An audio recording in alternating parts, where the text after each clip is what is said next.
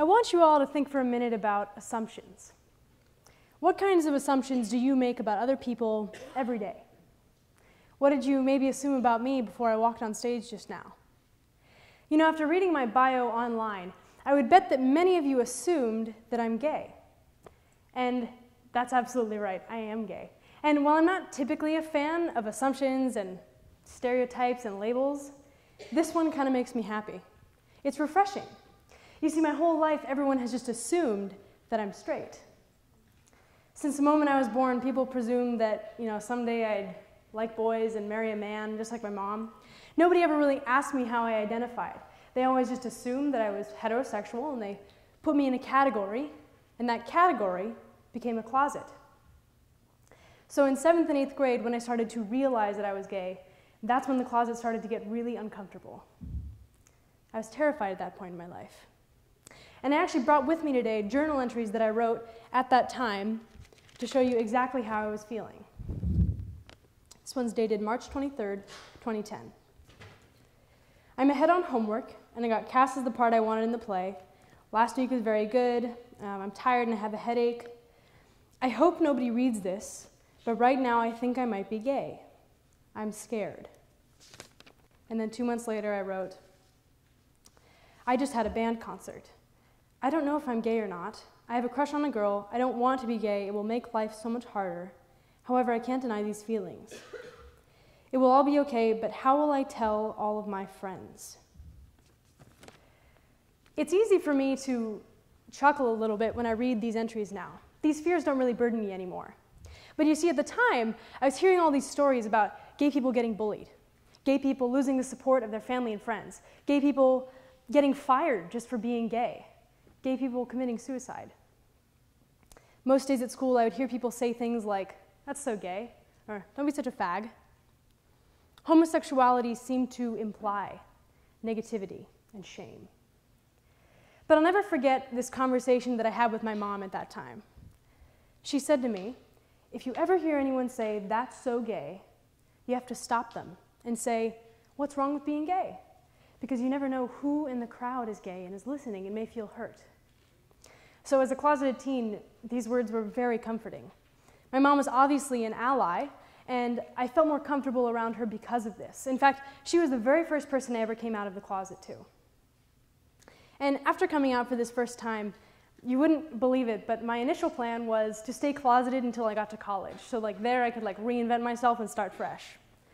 You can see how well that plan worked out for me. I'm not in college yet. But it felt so good at the time to tell my parents and to tell just one or two close friends. I felt so safe and I felt so open around them that I wanted to do the same with just a few more friends and family.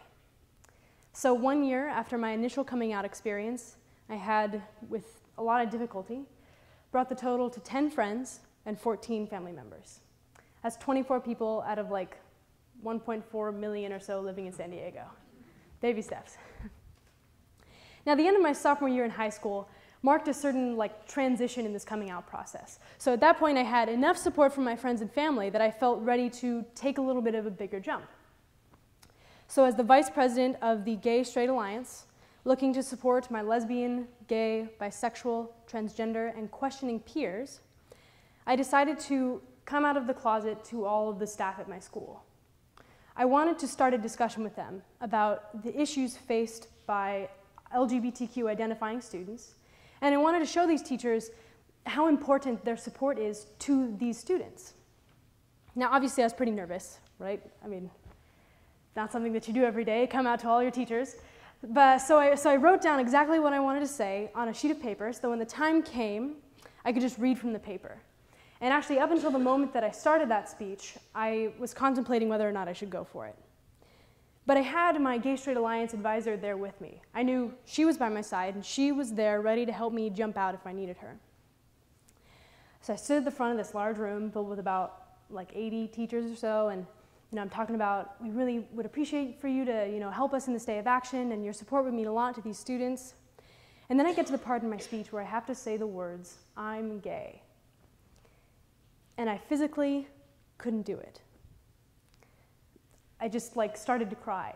And I wasn't sad or anything, but all of a sudden this massive lump in my throat appeared. And I couldn't say anything. I was standing there and I was trying so hard to just say those two simple words, but nothing was coming out. And yet I thought to myself, these teachers need to know how difficult it is to be closeted. They have to understand how invaluable their support can be to LGBTQ students.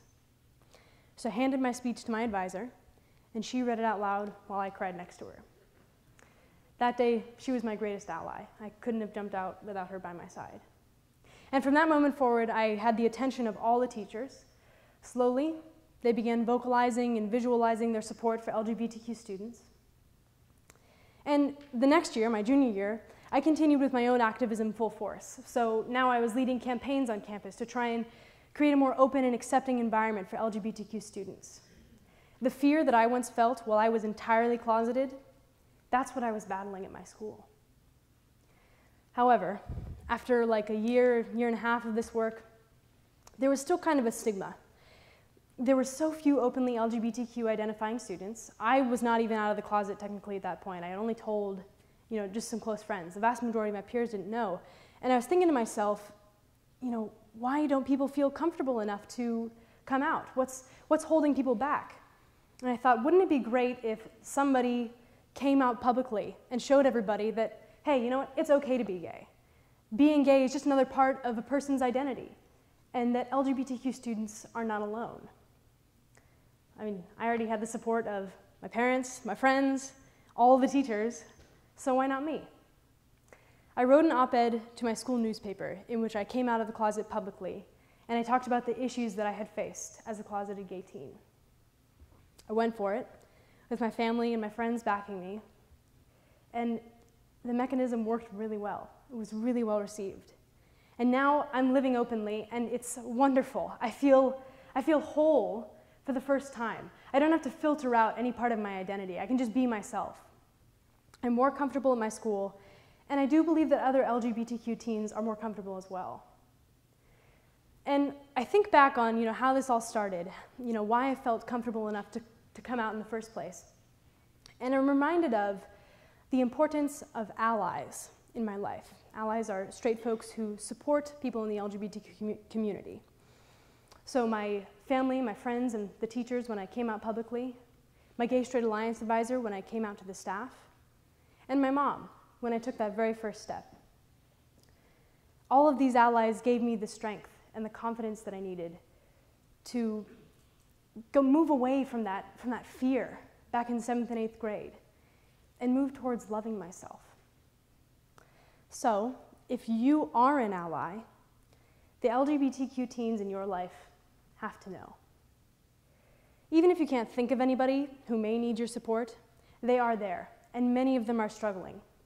In fact, LGBTQ teens are 30 to 40% more likely to commit suicide, and that number increases by 8 times if the teen doesn't have a supportive family. If you just think to yourself, oh sure, I'm an ally, how's that teen gonna know that you support them? Visibility is absolutely essential. And when I say visibility, I'm talking about visibility of allies, and it's nothing too complex. So take, for example, the Facebook trend that occurred around the time of the initial Supreme Court rulings on marriage equality back in March of 2013. A lot of the supporters of marriage equality changed their Facebook profile picture to this red equal sign symbol of the Human Rights Campaign. Now, changing your profile picture to this didn't do anything to affect the court decision. But anybody who made this their profile picture sent a strong message to the LGBTQ folks in their life, closeted or out, that they were allies, that they would support them. Just a simple change in profile picture, and that certainly made me feel more comfortable amongst many of my peers. I saw all the equal signs, and I knew exactly who I could go to if I needed support. So that's all it takes. Actions like these are very simple, and they may feel uncomfortable at first. Yes, you may anger some people out there, but the more you immerse yourself in becoming a visible ally, the easier it's going to get. I mean, I know visibility's certainly gotten easier for me. For years, I used to cry every single time I came out of the closet to a family member or a friend. It was awkward, it was really uncomfortable. I hated doing it. But here I am today, speaking to you all as an openly gay person, and there's not a tear running down my cheek. I'm confident, I'm comfortable, and I'll continue to jump out. I'll continue to go for it. I will continue to advocate for equal rights until we can all feel confident and comfortable. All of us, no matter how we identify. Thank you.